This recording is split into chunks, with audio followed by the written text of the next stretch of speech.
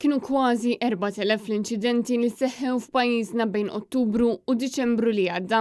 Dan ifisser żieda ta' 4.2% fuq l-istess perjodu tal-2022. ċifri maħruġa mill-NSO juru li dawk li weġġaw fl-inċidenti ta' traffiku żdiedu bi 12.1% u l-persuni li jindarbu gravi ammontaw għal 110 li minnhom 55 kienu sewwieqa, 9 passiġġieri u 35 kienu persuni li kienu mixjin fit-triq jew ċiklisti. Matul ir-reba' kwart tal-2023 kien hemm l-istess qatt ta' imwiet f'inċidenti pas-sena ta' qabel. Il-fatalitajiet fit-toroq Maltin bejn Ottubru u Diċembru kienu 3 sewwieqa u 4 passiġġieri, medja ta' aktar minn 2 vittmi kull xahar. Intant skont l-NSO l-akbar qatt ta' inċidenti seħħew fil-jum ta' tlieta, waqt li l-ogħla numru ta' każijiet kienu rreġistrati f'Birkirkara, Ħalqormi u San Pawl il-Baħar. Iċ-ċifri tal-NSO jagħtu wkoll stampa tal-inċidenti li kellna fuq sena sieħa bejn Jannar u Diċembru. Fl-2023 l-att ta' mwiet laħaq is-16 persuna.